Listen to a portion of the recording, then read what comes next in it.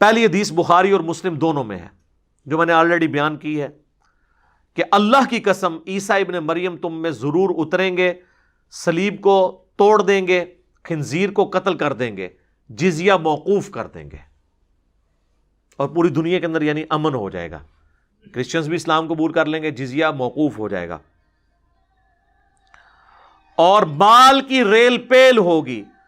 اور پھر حضرت ابو ہریرہ نے سورہ نساء کی آیت نمبر 159 تلاوت کی کہ اہل کتاب میں سے کوئی نہیں بچے گا مگر یہ کہ وہ ان کی موت سے پہلے پہلے ان پر ایمان لے آئے گا، یعنی جب وہ دوبارہ آئیں گے نا تو اس وقت جب ان کو موت آنی ہے تو اس سے پہلے پہلے اس وقت کے اہل کتاب ان پر ایمان لے آئیں گے۔ دوسری حدیث بھی بخاری اور مسلم میں ہے، نبی علیہ السلام نے فرمایا اس وقت تمہاری کیا شان ہوگی جب عیسیٰ ابن مریم تم میں اتریں گے اور امام تم میں سے ایک شخص ہوگا، یعنی امام محمد مہدی۔ تیسری حدیث صحیح مسلم میں ہے، نبی علیہ السلام نے فرمایا کہ میری امت کا ایک گروہ قیامت تک حق پر قائم رہے گا، اور قیامت کے قریب اسی مسلمانوں کے گروہ کا امام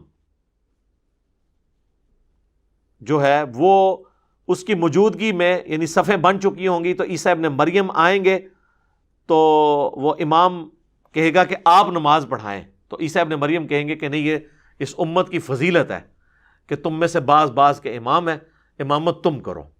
پھر عیسیٰ ابن مریم ان کے پیچھے نماز پڑھیں گے، بل یہ ایک ہی نماز ہے جو عیسیٰ ابن مریم نے امام مہدی کے پیچھے پڑھنی ہے، باقی ساری پھر حضرت عیسیٰ علیہ السلام لیڈ کریں گے، کیونکہ ظاہر ہے ان کا مرتبہ ان سے زیادہ ہے۔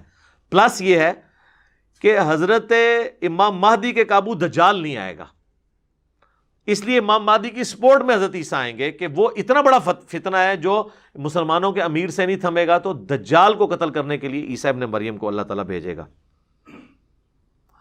اور وہی چوتھی حدیث ہے صحیح مسلم میں کہ نبی علیہ السلام نے فرمایا کہ قیامت کی جو 10 نشانیاں ہیں نا، ان میں سے آپ نے وہ 10 نشانیاں گنوائی، چوتھی فرمایا دجال کا خروج ہے، اور 5ویں فرمایا وَنُزُولِ عِیسیٰ ابن مریم صلی اللہ علیہ وسلم، اور عیسیٰ ابن مریم صلی اللہ علیہ وآلہ وسلم نزول کریں گے۔ عیسیٰ کے لیے صلی اللہ علیہ وسلم کا ورڈ استعمال کیا نبی علیہ السلام نے، لہٰذا یہ درود جو کہتے ہیں نا یہ محدثین کی بدعت ہے، نہیں، یہ سنت ہے درود، صحیح مسلم میں حدیث میں موجود ہے الفاظ۔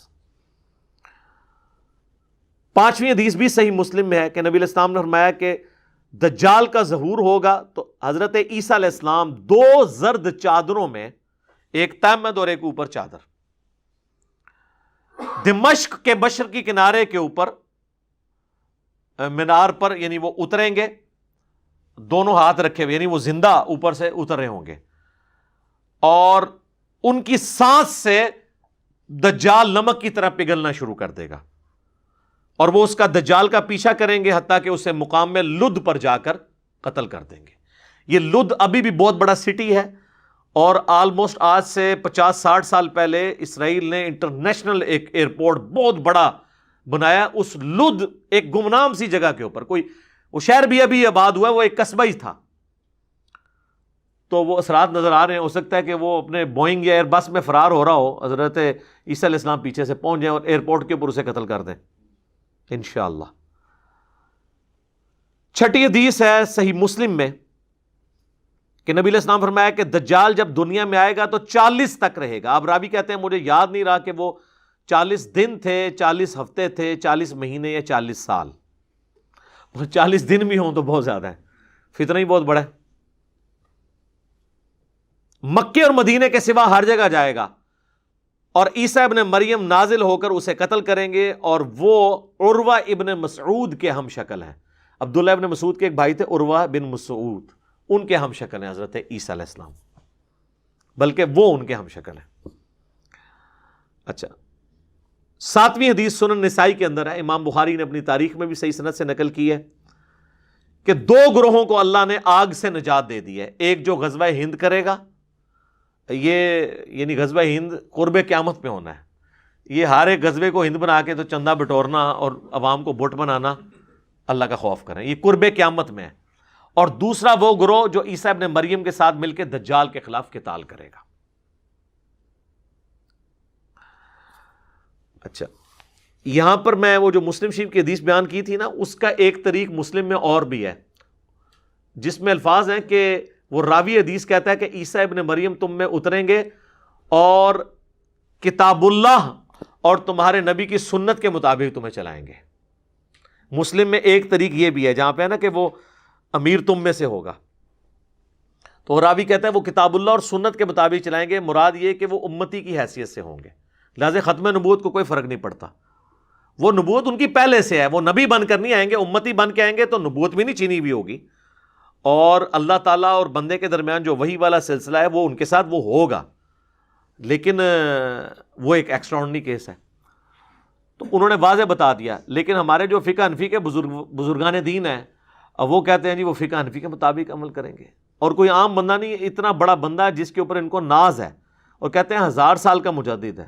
ویسے 1000 سال کا مجدد بھی انہوں نے اپنے آپ کو خود ڈکلیئر کیا ہے. شیخ احمد سرہندی نے, جسے مجدد الافسانی کہتے ہیں, ان سے پوچھا گیا یہ 1000 سال کا مجدد کیا ہوتا ہے, کیونکہ وہ تو ابو داؤد میں حدیث ہے کہ اللہ تعالیٰ میری امت میں ہر 100 سال میں ایک مجدد بھیجے گا. تو 100 سال والی تو حدیث ہے جو دین کی تجدید کرے گا. جو پہلے مجدد عمر بن عبدالعزیز ہیں اور آخری امام محمد مہدی ہیں, وچ والے سارے دے اپنے اپنے نے, 2 پہ امت متفق ہے.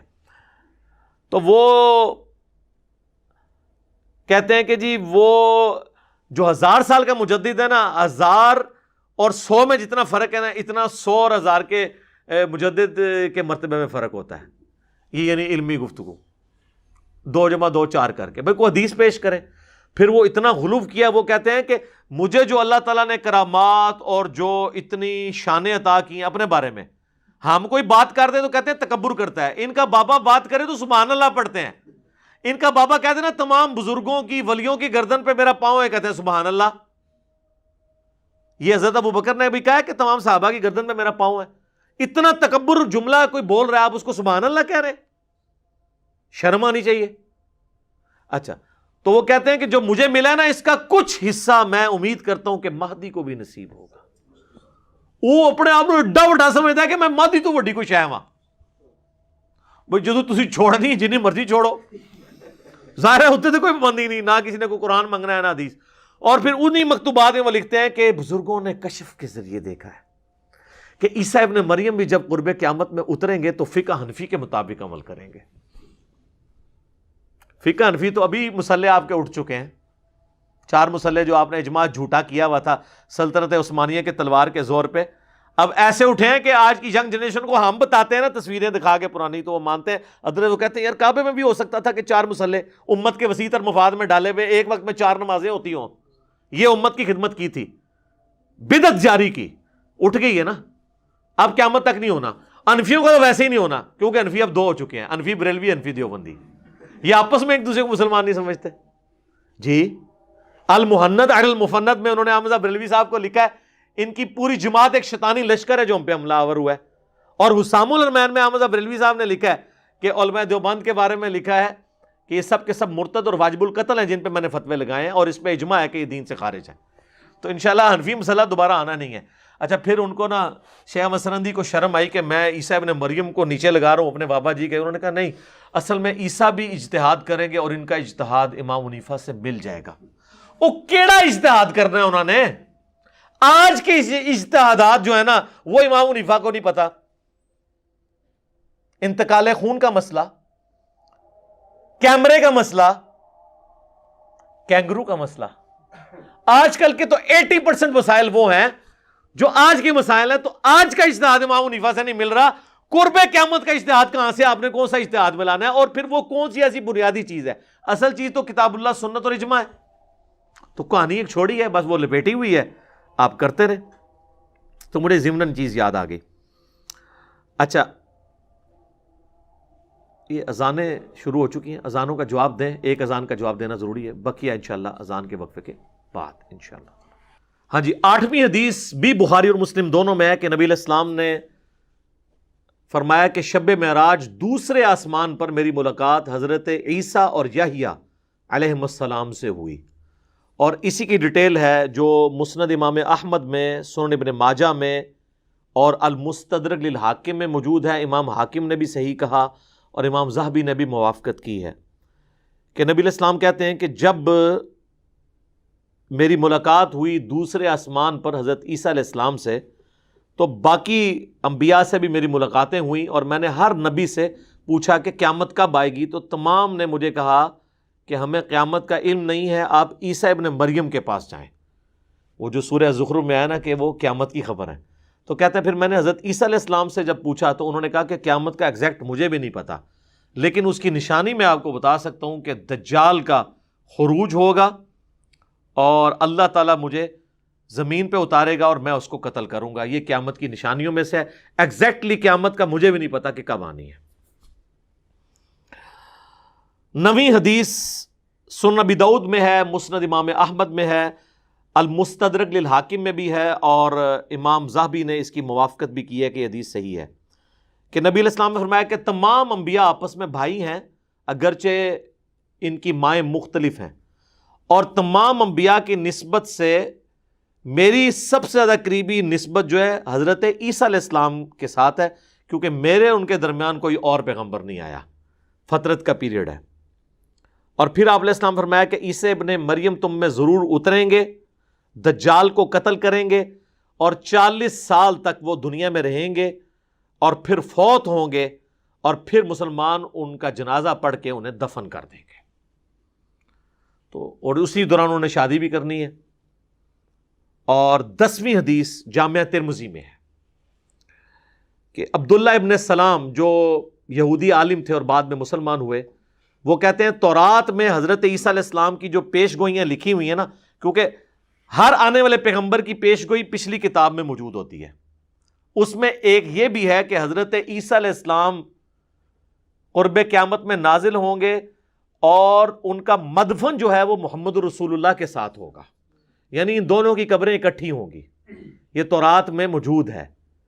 اب ظاہر آج کل تو ٹیمپرڈ فارم میں ہے نا، اس لیے وہ اب کوئی کہ جی آج سے نکال کے بتائیں تو ظاہر ہم وہ نہیں نکال کے بتا سکتے. بہرحال یہ جامعہ ترمذی میں حدیث موجود ہے. اور اس حدیث کے ساتھ جو حدیث کے راوی ہے نا ابو مودود، یہ مودودی صاحب کا نام ادھر سے آیا ہوا ہے، ابو مودود، وہ کہتے ہیں کہ رسول اللہ کی قبر کے ساتھ ایک قبر کی جگہ خالی ہے اور وہیں پہ عیسیٰ ابن مریم دفن ہوں گے. اور ظاہر ہے وہ لاجیکل ہے. نبی علیہ السلام کی قبر مبارک جو ہے نا وہ یعنی اگر سر مبارک اس طرف ہے اور قبلہ اس طرف ہے، یہاں پہ سر مبارک ہے اور اس طرف اگر پاؤں مبارک ہے، تو آپ علیہ السلام کے سینے کی سیدھ میں حضرت ابوبکر کا سر ہے، اور پھر حضرت ابوبکر کے سینے کی سیدھ میں حضرت عمر کا سر ہے. تو اس طرح کرتے ہوئے یہ سٹیپ بنتے جاتے ہیں. پھر یہاں پہ ایک قبر کی جگہ خالی ہے اور وہاں پہ حضرت عیسیٰ علیہ السلام نے دفن ہونا ہے. تو یہ اس امت کی خصوصیت ہے. بہرحال اگر ہماری زندگی میں آتے ہیں تو اللہ تعالیٰ ہمیں حضرت عیسیٰ علیہ السلام کا اور امام مہدی کا ساتھ نصیب فرمائے اور ان کا دست و بازو بننے کی توفیق عطا فرمائے. اور یہ وہی بنے گا جو مسلم کہلائے گا، کیونکہ بخاری مسلم میں حدیث ہے کہ وہ پتھر کے پیچھے سے آواز آنی ہے، یا مسلم، یا دیوبندی، یا بریلوی، یا اہل حدیث، یا شیعہ، یا حنفی، شافعی، مالکی نہیں آنی. یہ نہ ہو کہ آپ سمجھیں کہ یہ کوئی علی بھائی کی کوئی پیچھے ویڈیو چل رہی ہے مسلم مسلم، کیونکہ ہم ہی کہتے ہیں نا کہ نہ میں وابی نہ میں بابی، میں ہوں مسلم علمی کتابی. تو آپ دیکھ لیں اس میں بھی الفاظ ہیں کہ مسلم. میرا خیال ہے آج آپ کسی بریلوی دیوبندی کی مسجد میں اسے کہیں نا یا مسلم ادھر آؤ، اینڈ منہ کھول لے گا. ادھر مطلب اے نہیں ہوئے گا حضرت عیسیٰ نال جدو تک اے نہ کرے. اور آپ ہمارے کسی اسٹوڈنٹ کو مسلم کہہ کے پکارے ہیں تو وہ آپ کو جبھی ڈال لے گا، خوش ہوگا نا اس نام سے. تو یہ اس چیز کا پیش خامہ ہے کہ امام مہدی نے، حضرت عیسیٰ نے اس وقت آنا ہے جب یہ سارا دجالی فتنہ، فرقہ واریت کا بھی، مولویوں کا بھی ختم ہو چکا ہوگا اور لوگ مسلم کہلانے پہ فخر محسوس کر رہے ہوں گے، جس کی یعنی جب ہم چھوٹے چھوٹے تھے تو کوئی امید نظر نہیں آ رہی تھی، لیکن آپ کے بچے تو دیکھ رہے ہیں ساری امیدیں.